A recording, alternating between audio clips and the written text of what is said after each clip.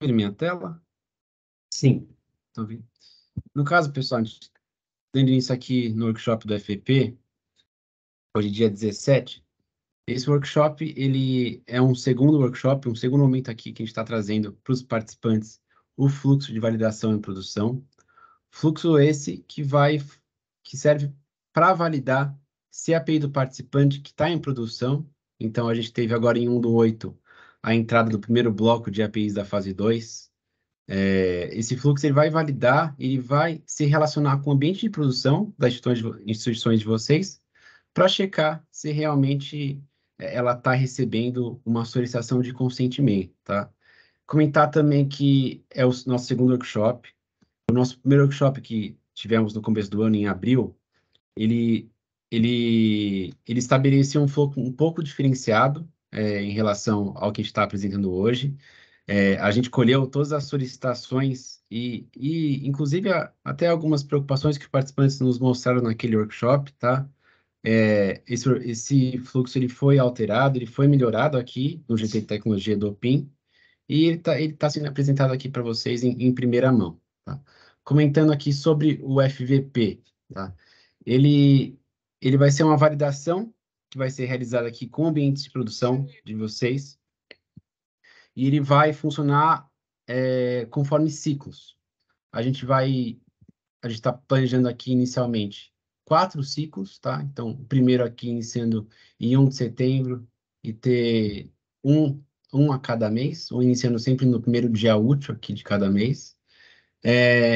E os detalhes de cada ciclo a gente vai passar aqui durante a apresentação aqui do suporte N2, mas deixar claro que esse teste, né, ele usa uma ferramenta aqui da nossa estrutura, uma ferramenta aqui do FVP, para entrar em contato com o servidor de atualização em produção de vocês, mas que o participante ele vai ter uma atuação e, na prática, ele vai interagir conosco via Service Desk, tá?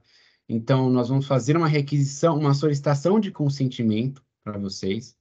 Essa solicitação ela não vai precisar ser aceita, ela usa um CPF fictício aqui, suportado pela nossa plataforma, e vocês, pelo back-end, aqui, pelo gateway da API que vocês têm implementado, vocês vão consultar as informações dessa requisição e responder um ticket no Service Desk com algumas informações, tá?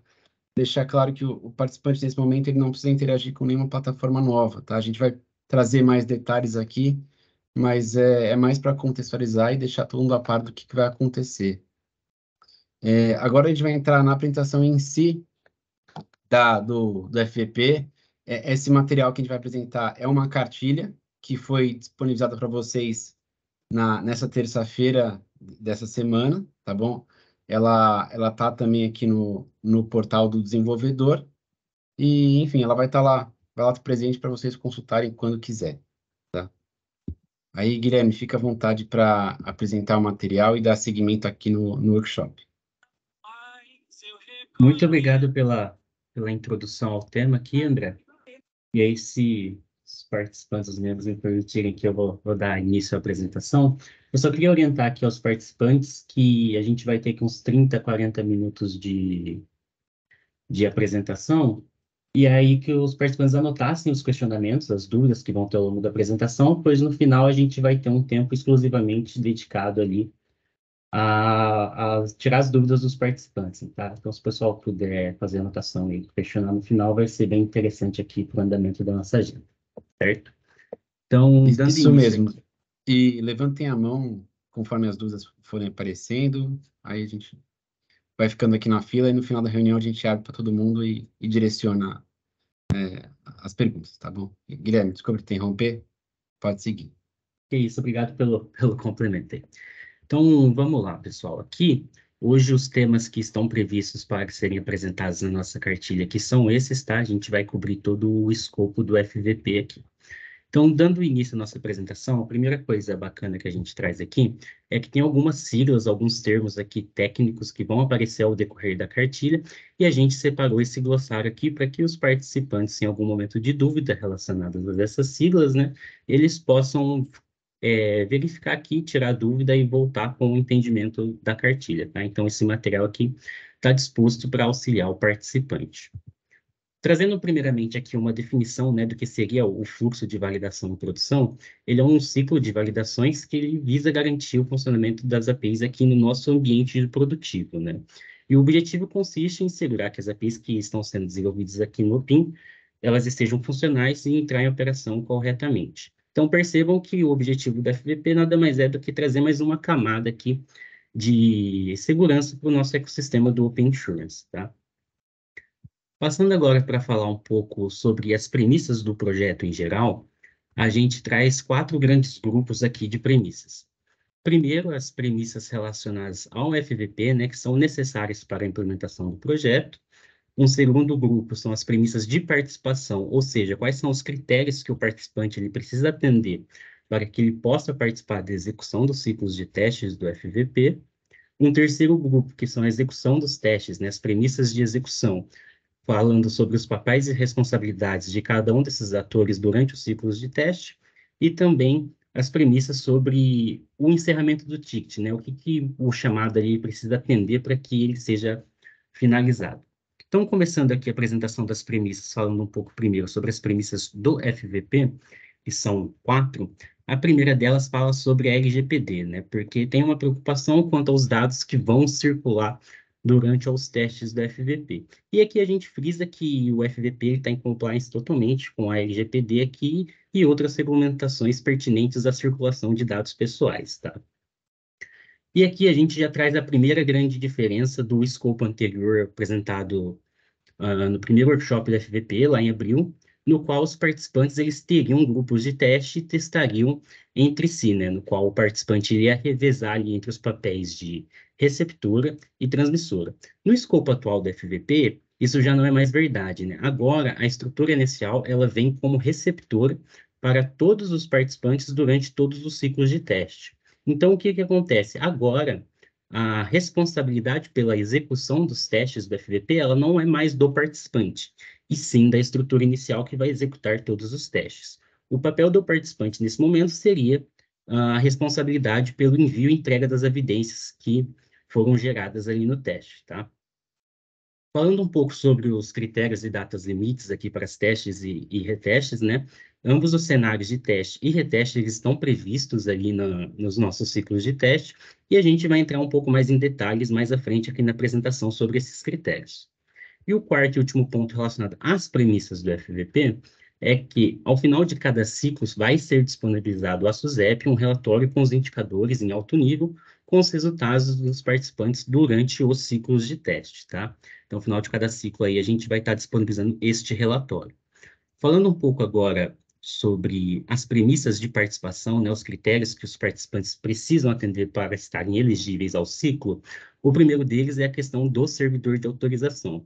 Por esse seu ponto inicial ali da execução do teste, né, o participante que ele não tem um servidor de autorização cadastrado no Service Desk não, no diretório do participante, ele não vai poder dar o início ao ciclo ali, a execução do teste não vai funcionar. Então, é muito importante, por esse seu pontapé inicial da execução, que o participante tenha essa informação cadastrada corretamente no diretório do participante, tá?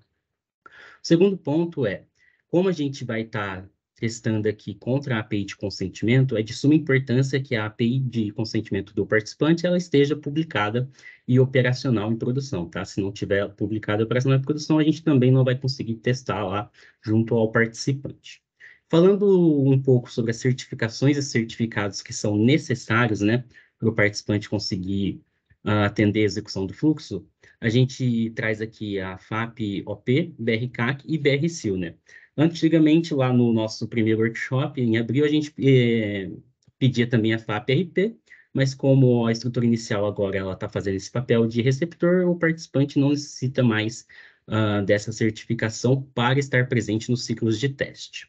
E um quarto e último ponto, falando sobre as premissas de participação, é que o participante ele também precisa ter um perfil de atendimento cadastrado no Service Desk.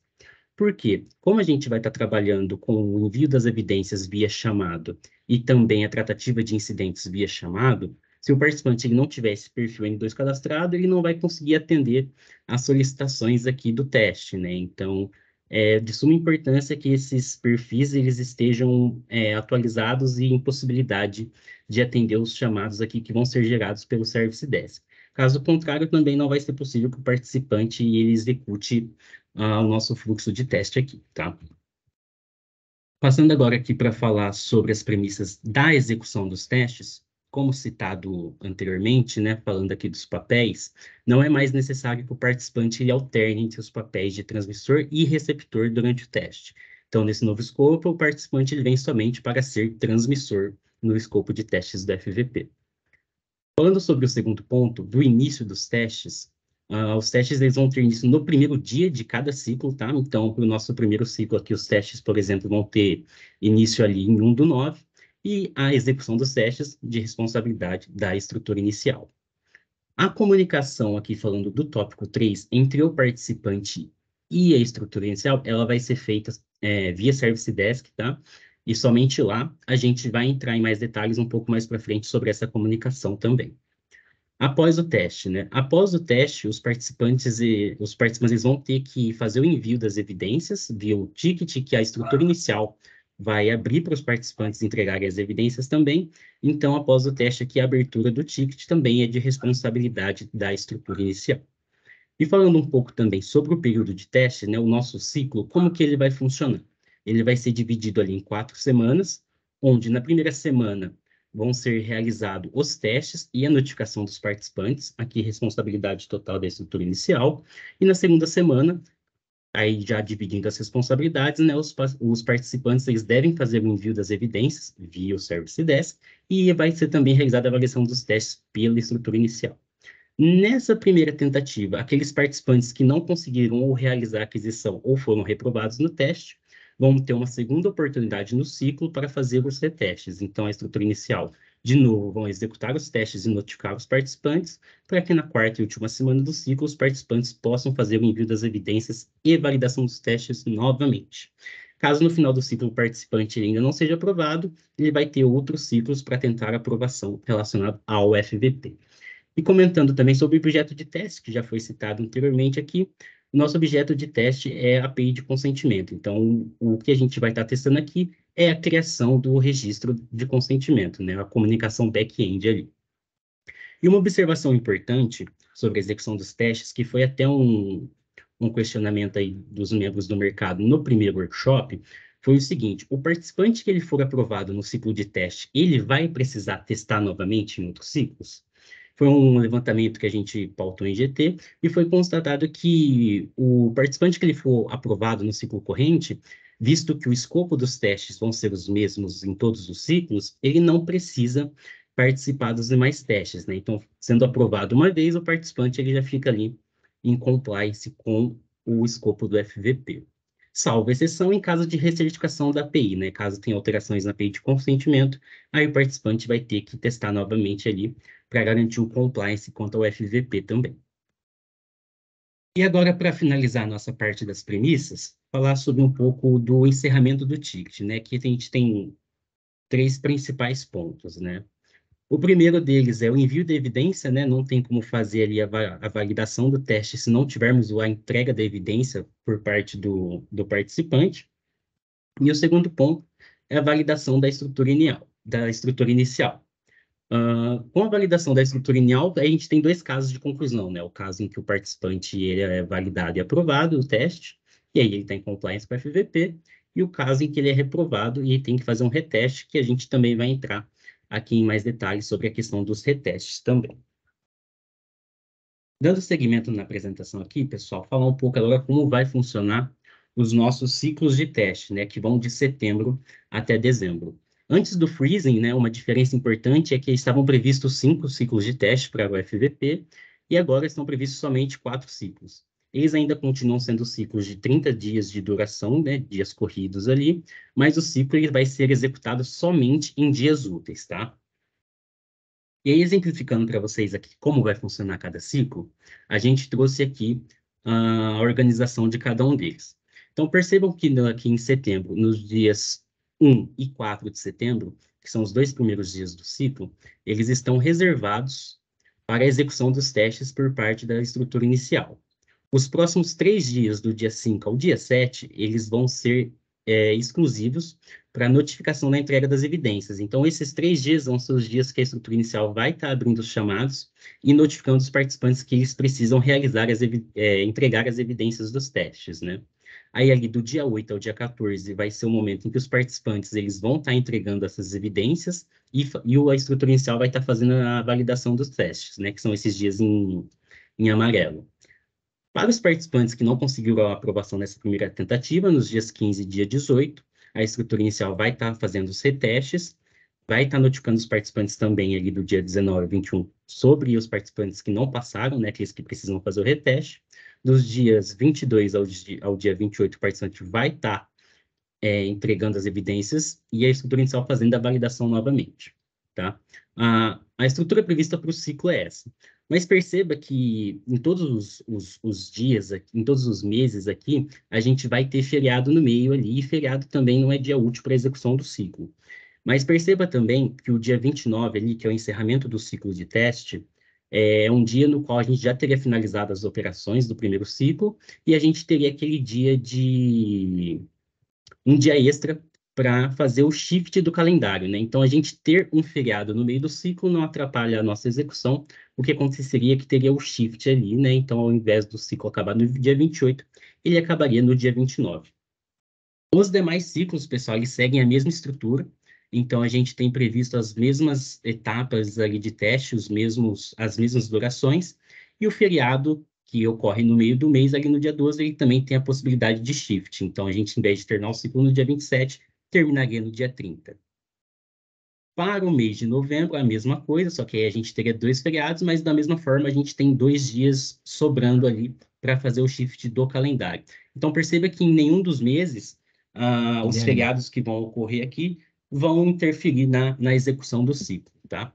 ô Guilherme, eu acredito que a gente perdeu a apresentação da tela. Ah, parou de apresentar? Deixa eu voltar aqui.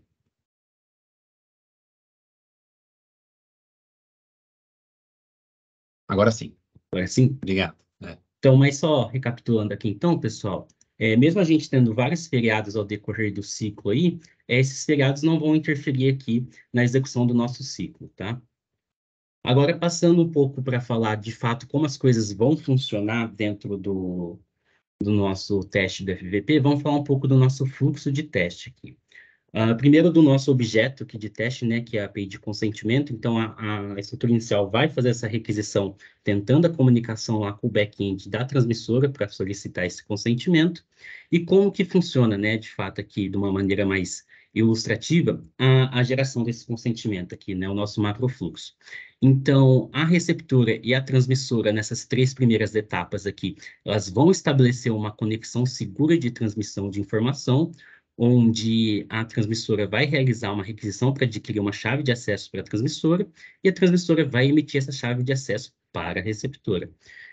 Uma vez que essa comunicação inicial está estabelecida, a receptora pode solicitar a criação do consentimento para a transmissora, e aí a transmissora ela cria o consentimento e devolve as informações que foram geradas em cima daquele teste, daquele cenário de teste, né?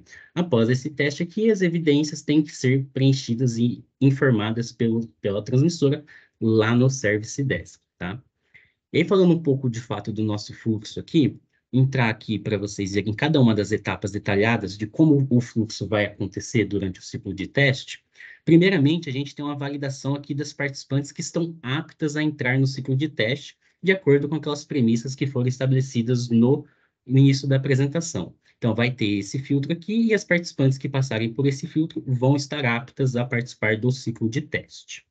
E aí, uma vez iniciado o ciclo de teste, a estrutura inicial vai fazer o envio da requisição, que representa o início do teste, contra o participante.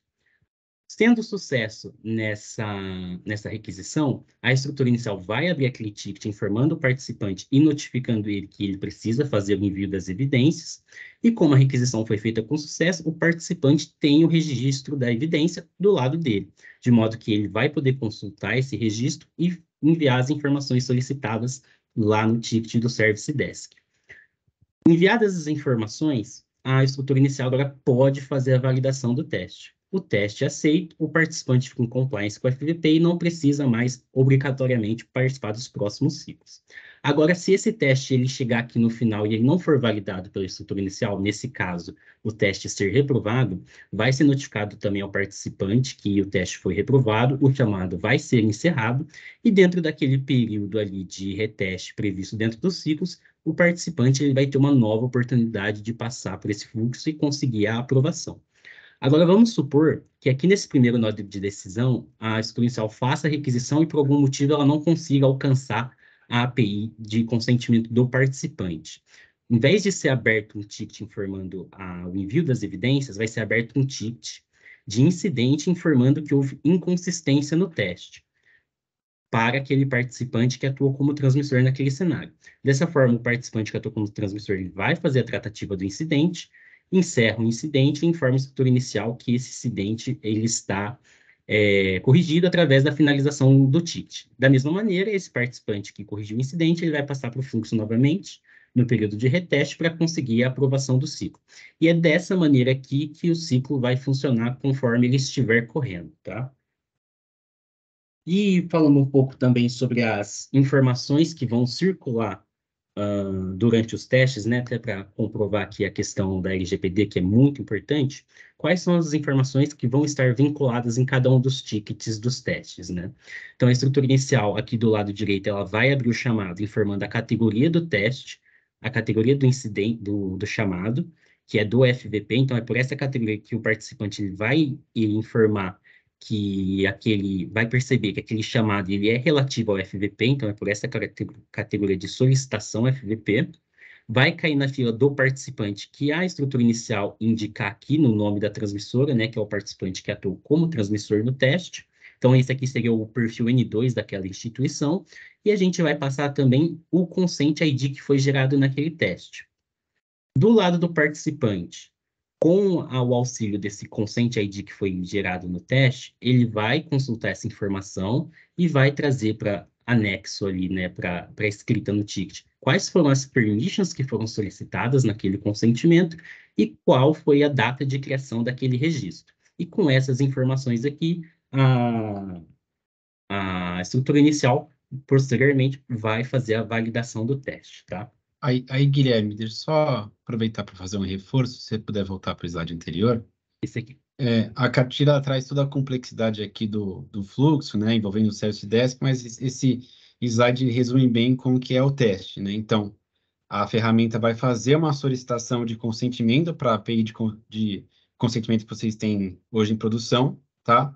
A gente vai informar qual que é o Consent ID dessa solicitação.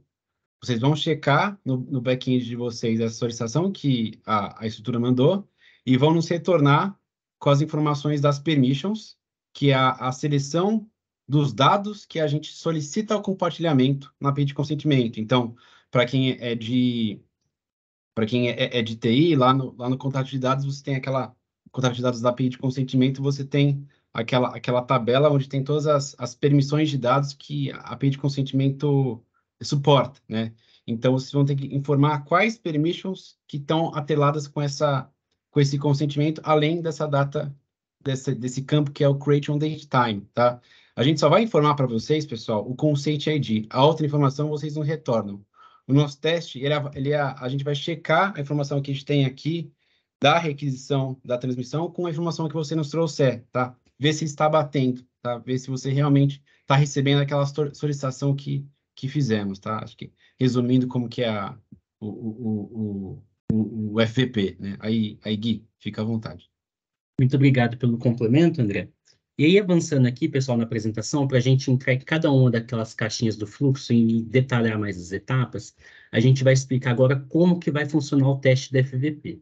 Mas antes disso, só ressaltar para vocês que como mudou o escopo do FVP, o participante ele não tem mais responsabilidade na execução do teste, o que a gente vai mostrar aqui é só para o participante ter visibilidade de como vai funcionar o teste. Mas essa etapa ela vai ser 100% executada pela estrutura inicial, tá? É só para poder o participante ter visibilidade de como vai ser executado aqui, tá?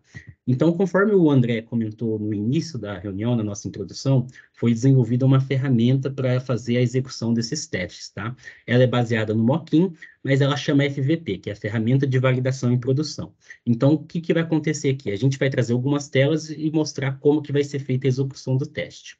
Nessa página inicial aqui, em quadriculado em verde, a gente está selecionando a empresa, né, a instituição que vai atuar como receptora no fluxo de teste atual da FVP. Nesse caso nosso aqui do Open Insurance, vai ser a Pierce que vai atuar como receptora aí no papel de estrutura inicial para todos os participantes. Para iniciar o fluxo, inclusive que foi um questionamento dos participantes no último workshop também, é necessário a utilização de um CPF. Aqui na ferramenta, a gente também tem a possibilidade de usar um CNPJ, mas essa é uma informação que ela não é obrigatória para o teste, né? Obrigatória para o início do fluxo é o CPF. E conforme comentado, a gente vai usar um CPF fictício, né? Mas no formato da documentação, para poder fazer os testes. E visto que o nosso teste aqui, ele testa somente o back-end, né? A gente não vai precisar seguir com a jornada de autorização do consentimento, a utilização do CPF fictício, ela viabiliza o nosso teste aqui e atende o escopo do FVP, tá? Na solução manual. E agora, de fato, entrando no teste aqui no fluxo de recepção, o primeiro passo que a estrutura inicial vai identificar aqui é selecionar a instituição que ela vai atuar como transmissora no teste, tá? Então, a gente clica aqui na caixinha e seleciona a instituição.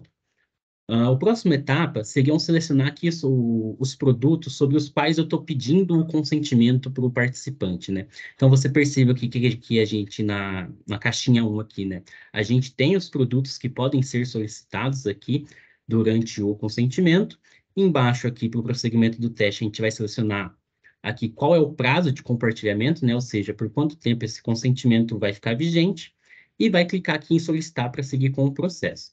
Mas perceba, pessoal, que aqui a gente pode tanto selecionar quanto um escopo completo, como o exemplo de patrimonial, ou a gente pode selecionar um escopo reduzido aqui, como patrimonial, dados de prêmio somente. O importante é que, em ambos os casos, tanto selecionando um escopo completo, quanto selecionando um escopo reduzido aqui, de permission, o participante ele deve aceitar ambas as solicitações de consentimento, tá? Boa tarde, Guilherme. Opa! Desculpa interromper, só para não passar muito do slide. Pode voltar um anterior a esse aí, por favor? Esse aqui? Isso, aqui você falou de selecionar o fluxo receptora, aqui é a instituição receptora. Nesse caso, seria selecionar a que vai transmitir, não? A receptora vai ser a Pierce, como você falou no começo, não é não? Isso, a receptora vai ser a Pierce, e nessa caixinha aqui do 1 vai ser a instituição que vai atuar como transmissor no teste, exatamente. Ok, obrigado. Aí, outra dúvida ali no próximo step, no próximo slide agora, desculpa, eu nem me apresentei, né? Eu sou o Adriano, eu faço parte aqui da HDI. E nessa parte aqui de escolher aqui o escopo, né? Escolher aqui o produto, vocês vão levar em consideração os produtos oferecidos pelaquela instituição. Por exemplo, a HDI, vamos supor que a HDI só oferece só alto. Vocês vão levar isso em consideração e vão selecionar, por exemplo, somente alto para testar, ou vai testar, colocar patrimonial para a empresa que só vende alto? Boa pergunta, Adriano. Duas coisas que a gente vai levar em consideração aqui para escolher o produto, tá? A primeira delas é o que você comentou, né? A gente não vai pedir consentimento de um produto que a transmissora, no caso, ela não está oferecendo no momento. Então, é só aqueles produtos que ela atende, a gente tem acesso a essa informação. E também a gente vai utilizar somente aqui os produtos que eles atualmente já estão em produção. No nosso caso, somente o bloco 1. Então, aqui seria realizando os testes com dados cadastrais e patrimonial, tá certo? Ok, obrigado. Dando sequência aqui, pessoal, o nosso teste ele só vai finalizar aqui quando a gente clicar aqui em continuar para a transmissora. Nesse momento, vai dar seguido a jornada do usuário, mas a gente não segue. E aí, na hora que eu clico nesse botão, o consentimento, o registro dele, né, ele é gerado, mas ele fica com o status de aguardando autorização. E como eu sei que o consentimento foi gerado? Aqui na plataforma, a gente tem uma aba de consentimentos, né? Que após eu clicar naquele botão de seguir para a transmissora, vai ser registrado aqui o retorno da transmissora, tá? Então, percebam aqui que a gente também tem acesso às informações que foram geradas no teste para fazer a comparação junto às informações que foram fornecidas pelo participante, tá? Dando sequência aqui no nosso fluxo, a gente apresentou a execução do teste e agora a gente vai... Tudo bom? Só para morrer de certeza ali, então a gente vai utilizar a plataforma, só para garantir que utilizar a plataforma, selecionar a transmissora e o conjuntinho de dados que a gente vai compartilhar, e aí pensando aqui em fluxo do back-end, eu vou fazer um post e pegar as evidências aqui, que seria o registro de intenção ali, né? Então, aí... é o seguinte aqui, o participante ele não vai usar essa plataforma. Aqui, só para frisar bem, pessoal, é importante que vocês perguntaram também. Essa plataforma quem vai utilizar é a estrutura inicial. Ela vai executar os testes. A única coisa que o participante vai ter que fazer nesse fluxo é informar as evidências no Service Desk. Então, a estrutura inicial ela vai executar esse teste conforme está apresentado na tela, que a responsabilidade é da estrutura inicial, ela vai atuar como receptor, e a única coisa que o participante vai fazer é verificar na base dele a requisição que chegou do teste e informar os tópicos ali que a gente apresentou no ticket do Service Desk. Então, aqui percebam que o participante ele fica isento de qualquer execução de teste. Ele só precisa informar as evidências que foram solicitadas no Service Desk. Perfeito. Ficou claro? Acho que perguntaram quem é a estrutura inicial no chat. A estrutura inicial aqui, pessoal, é o papel que a PIR está assumindo para poder executar os testes aqui, tá? Então, PIRs estrutura inicial é o sinônimo aqui. Aí, aproveitando para complementar, nessa visão, então, esse vai ser um teste de transmissão. Ele vai ter a parte de recepção? Não vai ter a parte do fluxo do usuário. Então, a gente só vai fazer aqui do participante, né? O participante ele só vai transmitir mesmo. O participante ele não tem que fazer recepção. Quem vai fazer a recepção é só a estrutura inicial que vai solicitar os dados, no caso, tá? Perfeito. Então, o participante é só transmissão mesmo. Perfeito. Obrigadão. Nada. Dando sequência aqui, pessoal... Opa! Vou fazer uma pergunta rapidinho. Relacionado aos campos de validação, eu tinha lido a cartilha e estava dizendo que vocês vão validar a data de criação desse consentimento, além disso, as permissões, né? Beleza. A minha dúvida é com relação à data de criação do consentimento. Essa data, eu sei que o OpenShield ele é nacional, né? E a gente tem aí vários fusos horários, né? Como é que seria esse UTC aí, esse horário, essa data? Como que vocês vão validar essa data? Posso responder aqui, Guilherme? Por favor, Alberto. Quem que perguntou agora? Perdão? Micael aqui. O Micael. A plataforma que vai ser utilizada, o registro base que a PIRS vai ter o acesso para verificar a data, a resposta que fica gravada é a resposta do consentimento criado na transmissora. Então, a plataforma vai bater na transmissora, a transmissora cria o consentimento, devolve esse consentimento pelo fluxo padrão para a receptora, e essa é a data que fica gravada aqui. Então, a data que vai ser comparada é exatamente a data que foi registrada no consentimento na transmissora. Aí é independente de fuso horário, qualquer outro tipo de variação. Entendi. Valeu. Dá o prosseguimento aqui, pessoal. A gente já passou pela execução do teste, agora a orientação é sobre os... É que tem essa marquinha aqui do... Foi uma pergunta, pessoal? Não, vou seguir aqui, então. Vamos passar aqui para a resposta aos tickets, né? Orientar o participante a como ele deve interagir com os tickets do Service Desk. Então, percebam aqui na miniatura aqui em cima, que a gente está falando do nosso ticket principal aqui de envio das evidências. Então, hoje lá no Service Desk, a estrutura inicial já tem acesso a um card específico para criar chamados do teste FVP. E aí, nesse chamado aqui, na figura que está representada pelo número 2, a gente vai ter um título padrão do FVP também, que vai orientar o participante a identificar esse chamado. Vamos aqui indicar a fila de atendimento do participante que atuou como transmissor no teste e vamos passar aqui a informação do Consent ID para o participante para que ele possa consultar a informação lá em sua base, tá? Aí aqui sim, a atuação do participante com o chamado aqui, ó. Percebam que agora nós estamos na etapa aqui de envio das evidências pelo participante. Então aqui, dentro do chamadinho lá que o participante vai receber sobre o FVP, tem a indicação da fila do participante aqui que atua como transmissor, o envio da informação aqui do Consent ID para que o participante ele possa, né, encontrar a informação na base dele, e o campo em verde claro, que são os 3 e o 4, para que o participante possa enviar a evidência. Então, conforme comentado anteriormente, a primeira evidência que o participante precisa indicar aqui são as permissions que foram solicitadas durante aquele teste, e a segunda é o participante vai indicar a data e a criação do registro da solicitação do consentimento. Aí aqui, pessoal, tem uma informação que é muito importante. Esse chamado de evidência do teste, ele tem um SLA total que é de 7 dias úteis, tá? Por quê? Porque é um chamado faseado em 2 fases. Esse chamado ele tem a primeira fase, que é o envio da evidência pelo participante, e ele tem uma segunda fase, que é a fase de validação daquele cenário de teste por parte da estrutura inicial. A primeira fase desse chamado, que é a parte de envio das evidências, ele tem um SLA de 5 dias úteis, ou seja, nesses 5 dias úteis, dos 7 do chamado, é quando o participante pode e deve enviar as evidências para a estrutura inicial validar. Após esses 5 dias úteis, os outros 2 serão utilizados pela estrutura inicial para a validação do teste. Se, ao final desses 5 dias úteis corridos aqui, né, o participante ele não enviar as evidências do teste, esse chamado ele vai ser dado como encerrado e o participante ele vai ser classificado como status de reprovado no teste por insuficiência de evidências, tá?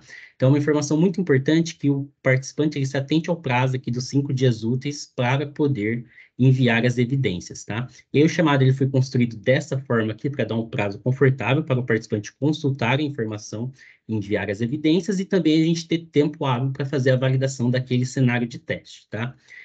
Então, é muito importante que o participante se atente a esse prazo, porque após o encerramento desse prazo de 5 dias úteis, o chamado ele vai ser encerrado. Só um reforço aqui, Gui, se você puder voltar um slide. Mais um? Aqui, esse ponto 1, ele fala da equipe de atendimento, né, que é o N2 do participante. Quem vai interagir aqui com esse chamado vai ser um representante interno de vocês que está cadastrado hoje como N2, tá?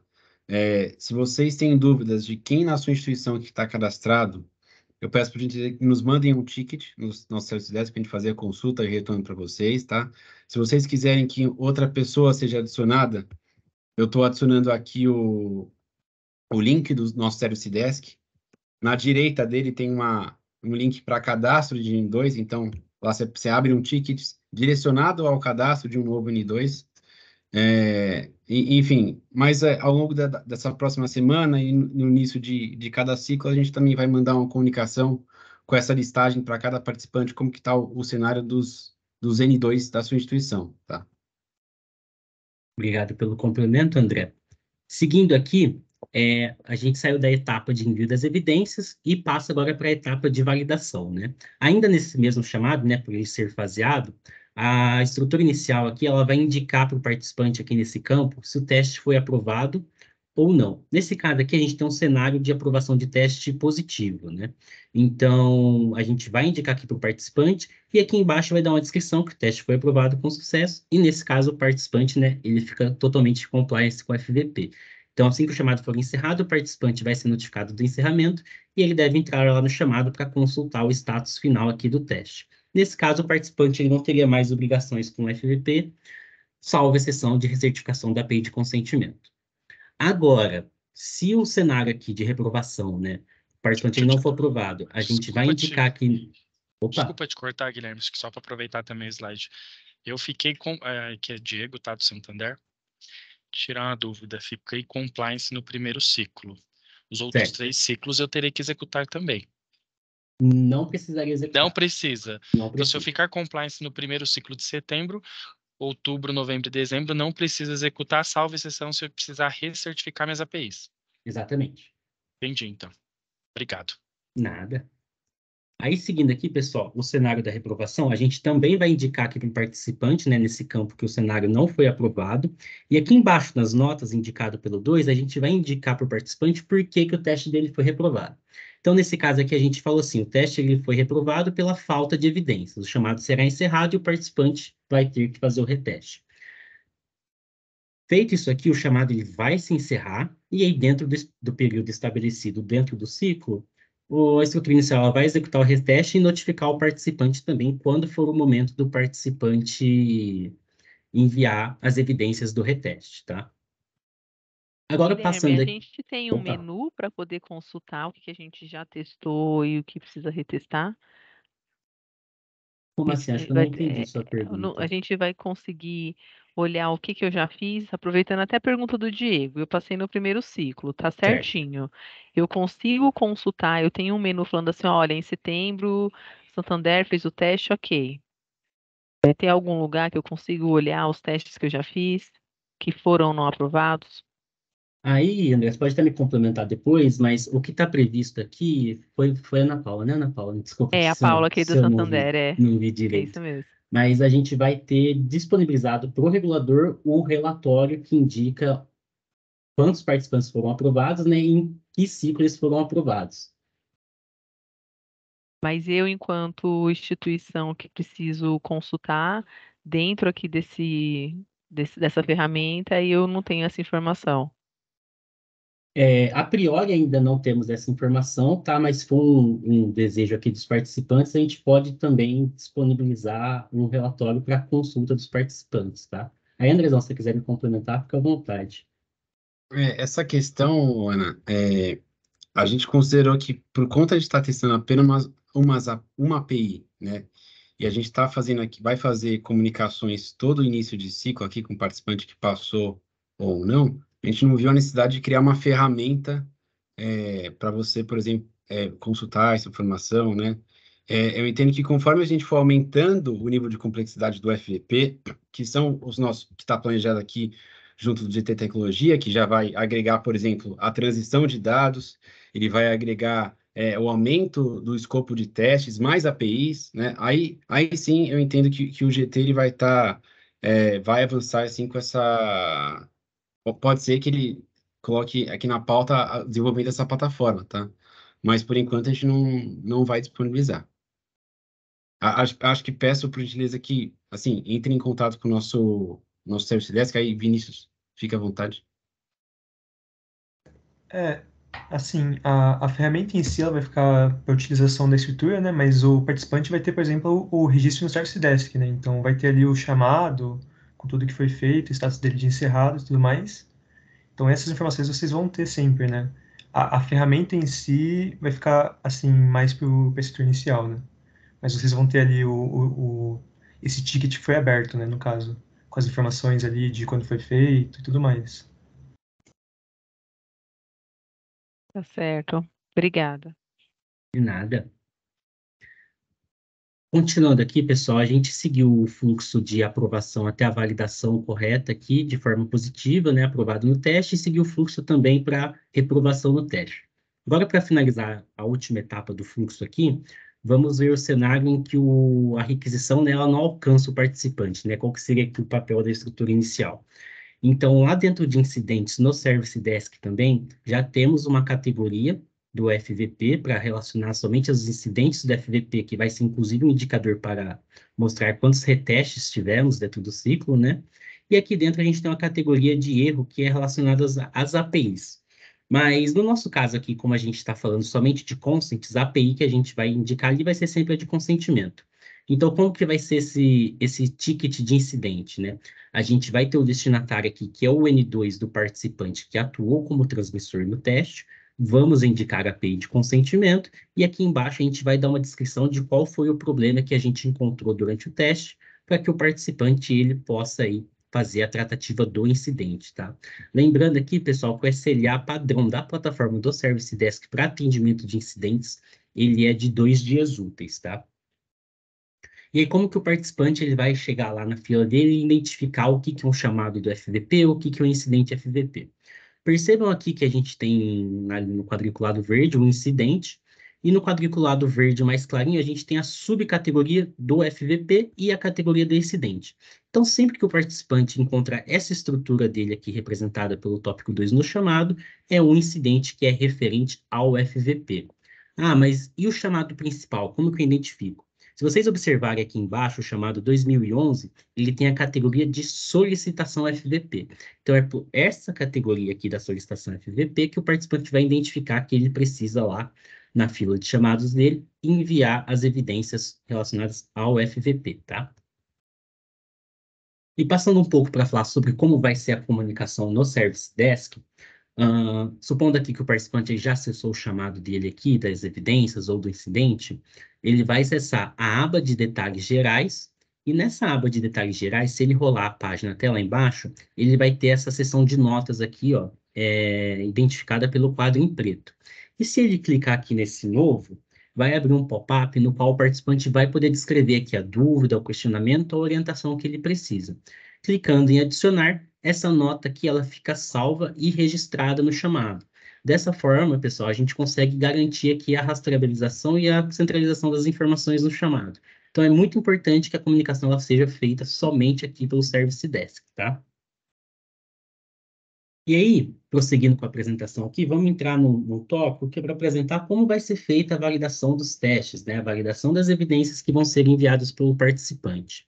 Nesse novo escopo aqui, o fluxo da validação ela mudou um pouquinho, né? No outro workshop, a gente tinha apresentado uma opção onde não envolvia somente um chamado, né? Envolvia alguns chamados a mais aqui para fazer todo esse processo. Então, hoje, como que está estruturado, né? A estrutura inicial ela vai fazer a abertura do ticket. Após essa abertura, o Service Desk vai notificar o participante porque o chamado vai cair na fila dele. O participante envia as evidências de volta no chamado. Com as informações consolidadas, a estrutura inicial faz a validação do chamado. E aí, quais são os critérios que a gente vai avaliar aqui, né? Vai prestar atenção na hora de aceitar os testes ali, de fazer a validação. Primeiro ponto, né, é a entrega, né? Se a transmissora ou o participante que atuou como transmissor ele não realizar as entregas das evidências, não tem como fazer a validação, né? Então, é necessário que a entrega seja feita. Também o teste, né, sobre o tema das informações, né? Então, o que o participante tem que anexar ali são informações referentes ao consentimento, né? Se forem enviadas ou informações referentes a qualquer outro escopo que não seja o escopo do teste, aquelas informações também vão ser desconsideradas e o teste invalidado, né? O terceiro ponto é a questão da evidência válida, né? A gente vai entrar nos próximos slides ali sobre esse ponto, mas se a evidência ela for inválida, a gente também não vai aceitar os testes, tá? O quarto ponto é o local, e aqui de novo eu toco no ponto do Service Desk, né? Não vão ser aceitas evidências que forem entregues por outros meios que não seja o Service Desk. Então, se o participante ele enviar lá, por exemplo, uma evidência por e-mail, por quaisquer que sejam os motivos, a gente perde a rastreabilidade e a centralização da informação. Então, é muito importante que essa entrega de evidência ela seja feita somente no Service Desk, tá? Em outros meios não vai ser considerado. E aí, falando um pouco sobre a validação aqui, acho que a André já até introduziu um pouco o tema, mas a gente vai comparar as informações dos dois lados do teste, né? Então, o que foi gerado no teste pela estrutura inicial e aquilo que foi informado para a receptora, pela transmissora. E aí, se essas informações forem exatamente as mesmas, o teste é validado. Mas, se a gente tiver alguma inconsistência no teste, essa informação, esse cenário de teste vai ser reprovado. Então, aqui a gente traz um exemplo ilustrativo para facilitar o entendimento do participante também. Do lado esquerdo aqui, a gente tem as informações que foram geradas no teste pela estrutura inicial. Então, foi feito lá uma requisição contra a peer seguradora, que gerou esse Consent ID. As permissions solicitadas foram as permissions de dados cadastrais, nessa data e hora aqui de criação do registro do consentimento. Aqui na direita, a gente tem as evidências informadas pelo participante, ou seja, uma simulação aqui de como seria o ticket do Service Desk, né? Então, na primeira etapa aqui, primeiro quadro verde aqui, aonde a estrutura inicial abre o ticket, ela vai informar quem que é a transmissora e vai passar o Consent ID. Aqui, o participante, que nesse caso seria a peer seguradora, ela informa a permission ali no caso que ela encontrou, informa a data e hora de criação. Só que na validação do teste, aqui na última etapa, foi comprovado que a permission que o participante enviou do lado dele, por algum motivo, ela era diferente daquilo que foi gerado no teste. Então, por ter essa inconsistência de informação aqui, esse seria um caso de teste do FVP reprovado, tá? Então, é assim que a gente vai validar as informações aqui e validar o teste. Se as informações que foram geradas no teste são as mesmas do outro lado da ponta, enviadas pela transmissora, o teste é validado. Caso contrário, o teste ele vai ser classificado como reprovado.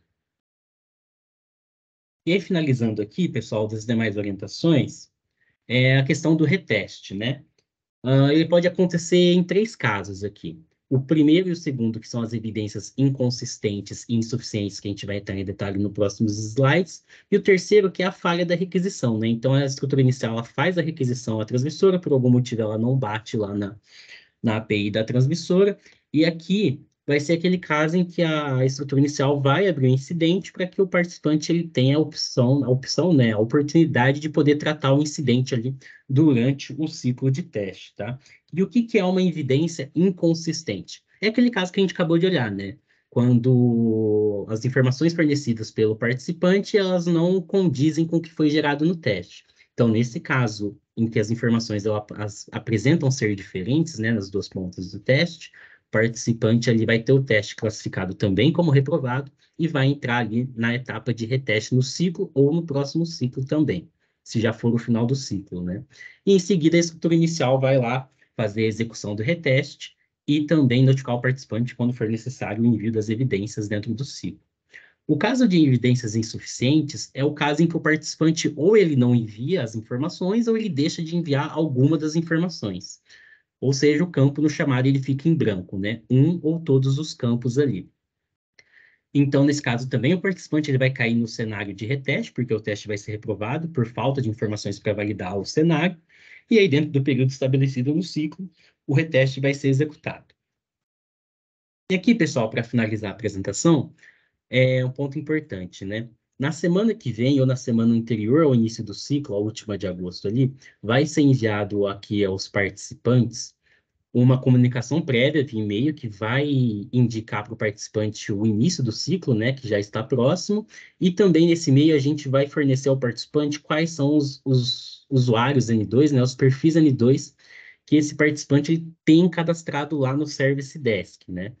E aí, de uma responsabilidade do participante aqui, né, verificar se esses perfis, se esses usuários, eles ainda estão ativos e funcionando na empresa. Pode ser que seja um perfil, um usuário que já não trabalhe mais na organização. Então, o participante ele vai ter que verificar se esses usuários ainda são válidos, eles estão atendendo.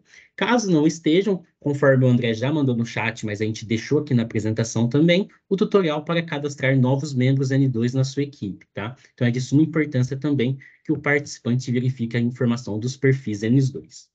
E aqui a gente traz alguns links de acesso que o participante pode utilizar, como aqui o Service Desk, a especificação da API de consentimento, o nosso link do portal desenvolvedor e também do portal Open Insurance, pessoal. E aqui a gente finaliza a apresentação do fluxo de validação de produção e da ferramenta que vai ser utilizada.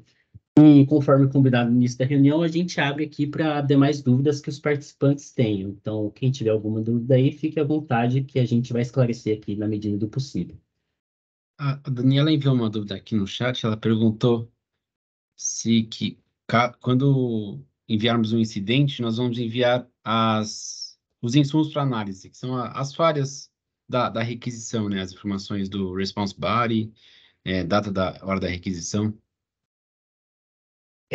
A gente vai descrever lá ao máximo o problema, que a gente consegue retornar, por exemplo, data e hora da requisição, mas lá na plataforma, Alberto, você pode me complementar e corrigir se eu estiver errado aqui, falando bobeira, mas eu acho que a gente não tem, por exemplo, acesso ao response body que foi realizado ali na chamada, certo? Existem formas de vocês pegarem algumas informações, tá, Guilherme, de forma independente, dependendo da complexidade aí, porque, assim, esse cenário podem ser diversos problemas, né? Pode ser desde erros de DCR, DCM, até problemas de comunicação entre as APIs, enfim. Dependendo do cenário, a gente pode auxiliar vocês em buscar mais informações, logs, mas depois eu passo um overview para vocês aí de como buscar pelo menos uma base de dados para passar para as participantes. Mas aí, para complementar, o intuito nosso ali no caso de incidente é justamente descrever ao máximo o problema para facilitar a resolução do incidente pelo participante, tá? Então, todas as informações que a gente tiver disponível para auxiliar o participante na resolução do problema vai ser anexada lá no chamado do incidente para o participante, poder solucionar o problema da forma mais rápida possível.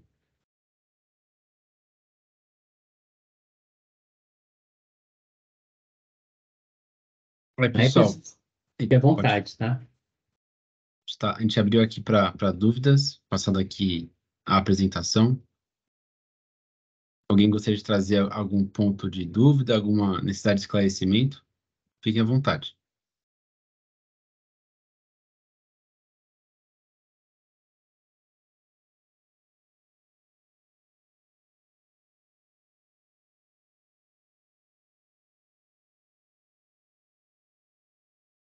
Oi, uma dúvida aqui rápida. Pessoal, vocês me ouvem? Sim, Ah, estamos tá. sim. Para a realização desse teste aqui do nosso lado, a gente tem a necessidade de criar algum tipo de usuário específico para PIAs acessar aqui o consentimento? A única participação efetiva do transmissor, né, no caso do participante aqui, é o envio das evidências mesmo, tá? Vai ser consultar lá na base de vocês aí no back-end a requisição que chegou e informar os tópicos aqui. Agora, relacionado à execução dos testes, não é necessário mais nenhuma atuação do participante, fica tudo sob responsabilidade da estrutura inicial. Tá, então nesse teste não tem nenhum acesso à tela de login, nada desse tipo, né? Vou fazer. Não, nada. Tá ótimo, obrigado.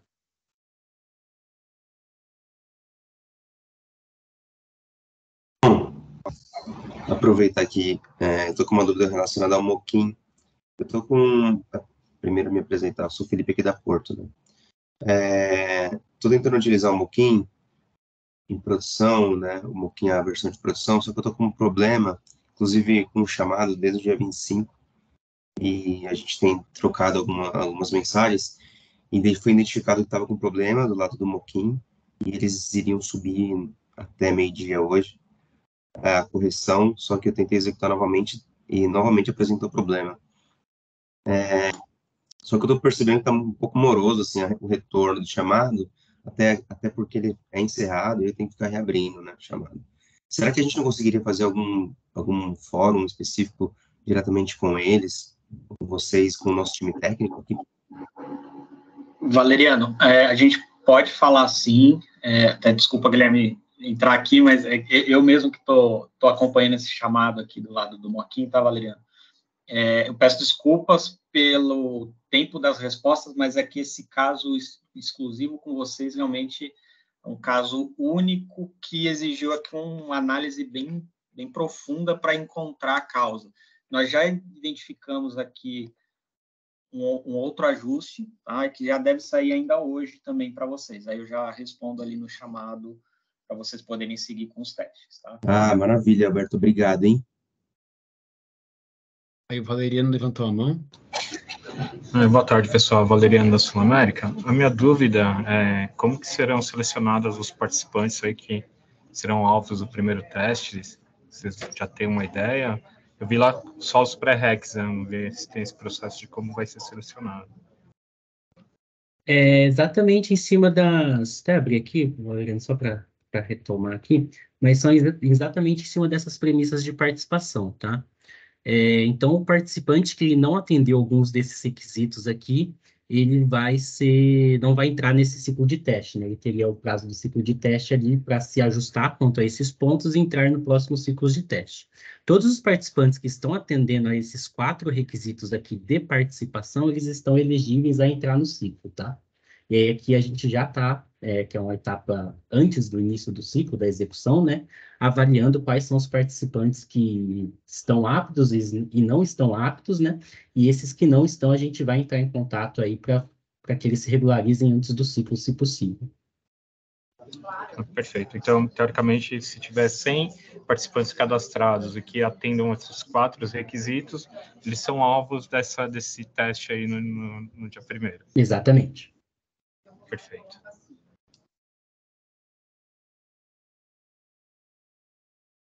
Diego? Vou fazer uma pergunta, talvez não ficou claro aqui para mim, tá, gente?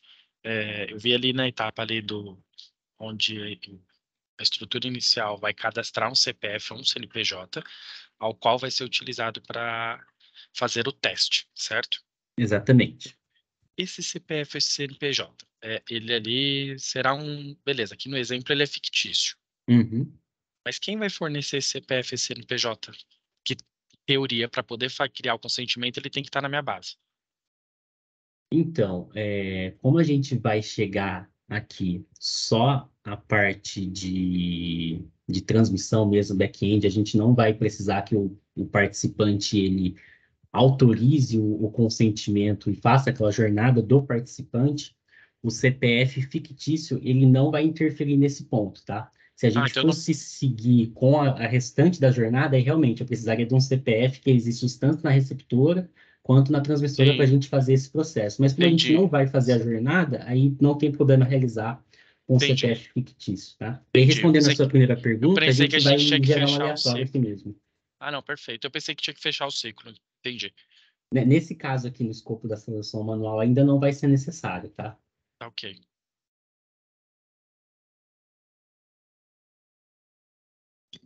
Mais alguém tem alguma dúvida?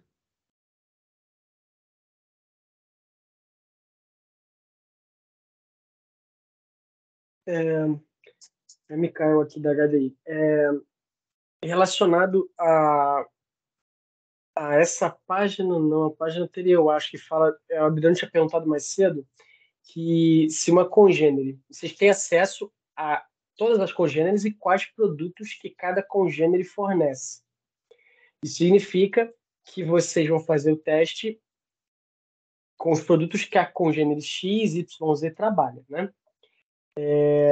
Se por acaso a gente está no bloco patrimonial agora, as congêneres que só trabalham, por exemplo, com auto, como vocês fariam isso? Não participariam dos testes? Pode comentar, Alberto, por favor. Eu levantei a mão e não falei direto para vocês poderem pontuar antes, Guilherme, mas eu acho que vale destacar aqui aqueles pontos que a gente vem comentando nos últimos dias. Tá? Acho que, assim, por determinação e definição da estrutura, vocês entenderam que, neste momento, faz sentido restringir os testes às permissions que estão em produção, né? Bloco 1, bloco 2, e de acordo com que cada participante trabalha. Mas eu acho que vale destacar aqui, pessoal, que, como neste momento só está sendo testada a API de consentimentos, a criação de consentimento, a API de consentimentos que está em produção atualmente, ela já prevê o aceite de todas as permissions da fase 2, tá? Então, assim, vai ser restringido, aí o Guilherme e o André podem falar melhor do que eu, de acordo com cada participante, mas, na prática, tecnicamente falando, poderia-se enviar qualquer permission aqui que não deveria ser um impeditivo para a criação do consentimento, de acordo com a especificação da API de consents, tá? Um ponto importante que até comentei com o André recentemente, um cenário que existe na especificação, está dizendo que as transmissoras podem, ao receber uma chamada de consentimento, remover as permissions, podem não, né? Na verdade, devem, ao receber uma chamada de consentimento, remover as permissions que não trabalham, né? Antes de gravar e criar este consentimento. Esse cenário está especificado e ele só tem um ponto ali de atenção, que é, ao remover essas permissions, se o consentimento ficar vazio, entre aspas, né, não tiver mais nenhuma permission sobrando, porque por acaso vocês não trabalham com nenhuma das que vieram nesse consentimento, ao invés de criar o consentimento, deve ser retornado um código 422 de entidade não processada. Tá? Esse é o único caso que eu acho que existe uma recusa do consentimento relacionado a permissions, isso independente do bloco, ou do que trabalha ou não trabalha, tá bom? Mas aí, do ponto de vista de negócio e de teste, aqui acho que aí a Peers pode definir melhor o que eles vão, de fato, restringir ou não em termos de envio das permissions. Só quis colocar esse ponto mais técnico para deixar claro que, se eu mandar permission de bloco 6 agora para uma API de consentimento, a API de consentimento deveria aceitar, tá? Inclusive, é algo que é testado no motor de conformidade de consentimento, permissions de todos os blocos. Tá? Aí, foi você, Miquel, que fez a pergunta nessa. Tiver com a memória fraca. Mas o que está previsto para a gente testar por enquanto, já no primeiro ciclo, são os tópicos de bloco 1, né? Patrimonial e dados cadastrais. Mas, por mais que o participante, por exemplo, agora ele não tenha patrimonial, ele tem dados cadastrais, então ele não ficaria de fora do teste ali. Entendi. Tá bom.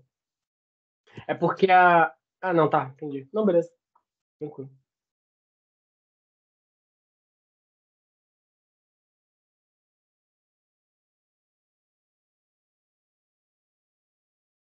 Só mais alguma dúvida?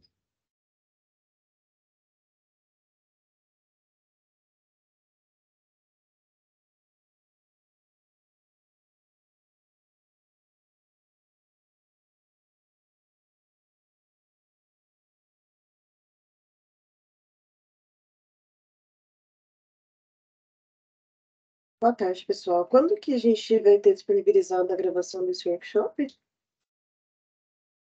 Até amanhã, fim da semana, a gente vai disponibilizar, tá bom? Aqui no portal. Obrigada.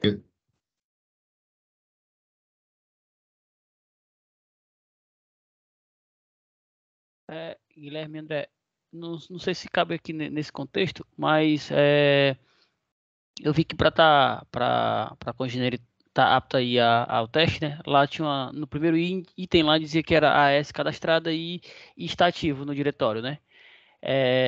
Aí só para pegar esse gancho desse ativo no diretório, uma dúvida é o seguinte: se eu for hoje lá na API do diretório e listar os participantes, vai listar 51 participantes, se eu não estou enganado, 51 participantes. Lá teria algum campo que me indicasse o que é esse ativo no diretório para eu já filtrar, por exemplo, eu quero no meu front-end só filtrar das 51, só filtrar as 10 que hoje estão ativas. Teria algum campo lá que já me informa isso? Campo XPTO diz que ele está ativo ou não. Ele está cadastrado, mas está ativo ou não, entendeu? Teria um campo desse? Não tem um campo em específico que dá essa informação direto, viu? Mas a gente considera aqui como ativo um Authorization Server que tem uma API de consentimento em produção, operando. Certo, entendi. Então o ativo seria isso, seria em operação, Só né? a Authorization operação. Server em operação, isso mesmo. Ok, obrigado.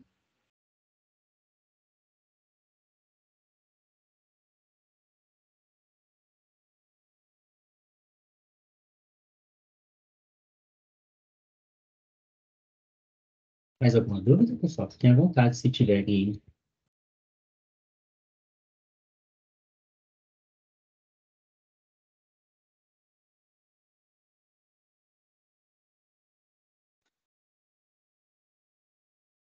Ok. Pessoal, acho que não temos mais dúvidas. Então a gente já vai dar aqui como encerrado o nosso workshop, tá? Igual a gente comentou mais cedo, a gente vai disponibilizar aqui o link da cartilha do portal e também a gravação desse workshop muito em breve, tá bom? As demais dúvidas a gente segue pelo nosso Service Desk. Nós agradecemos a presença de todos aqui no workshop e até a próxima reunião. Obrigado. Obrigado. Valeu, Boa pessoal. tarde. Obrigado. Valeu, pessoal. Obrigada. Obrigado. Tchau, tchau. O André. Tá. Roberto, deixa eu só encerrar aqui a gravação.